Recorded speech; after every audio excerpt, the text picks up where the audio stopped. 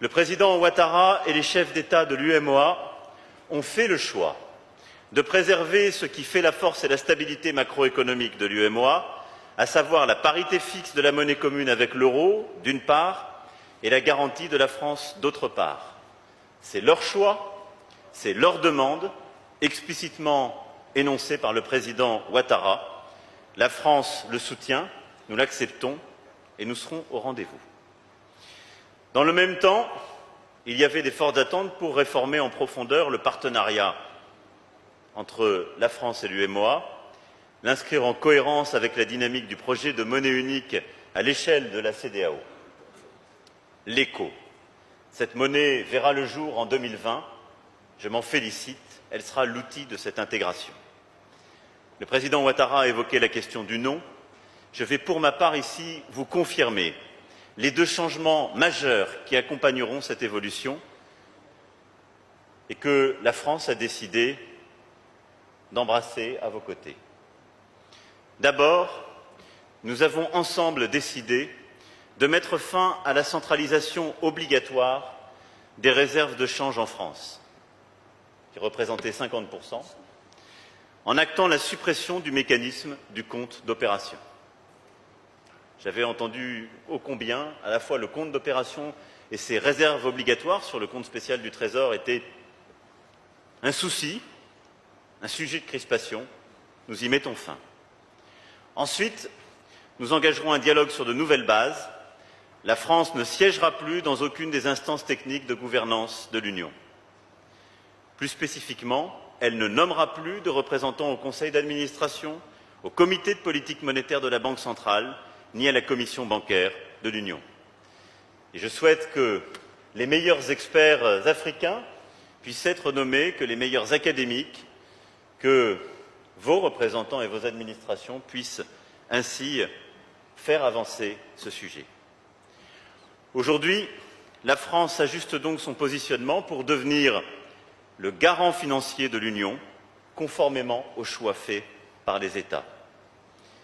Il y aura bien sûr de nouvelles occasions pour la France et l'UEMOA de continuer d'échanger avec les différents États membres de l'Union, mais ceux-ci seront plus informels, moins institutionnalisés, reposant sur une dynamique nouvelle, libre, choisie, assumée.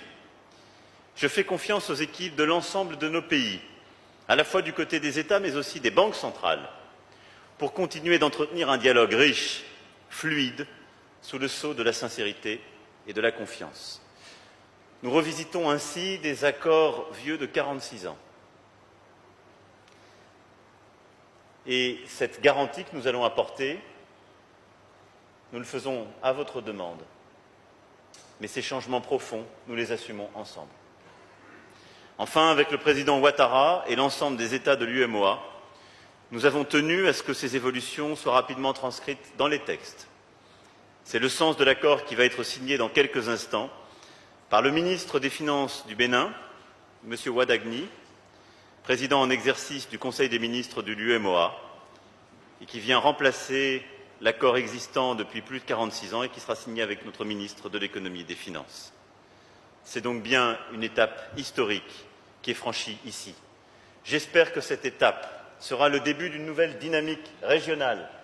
J'espère que des pays comme la Guinée, le Ghana, la Sierra Leone, le Libéria, la Gambie poursuivront ce mouvement et avec cette monnaie nouvelle, cette gouvernance nouvelle, œuvreront, cher Président, à vos côtés. Mais je veux ici, solennellement et amicalement, saluer le rôle que vous avez joué dans ce travail historique, cette avancée que nous avons voulu faire ensemble et que vous allez continuer, je le sais, dans les prochains mois à jouer, car l'année 2020 sera absolument critique pour franchir ces nouvelles étapes. Je veux vous en remercier très sincèrement, cher Président. Voilà, Mesdames et Messieurs, ce que je voulais ce soir dire. J'ai beaucoup de fierté, en même temps que de l'amitié, dans ce moment, car je pense que nous franchissons ensemble une étape importante. C'était là aussi un engagement, c'est maintenant une réalisation. Merci en tout cas, Monsieur le Président, cher Alassane, pour votre accueil, pour ces avancées communes, pour votre amitié. Merci beaucoup.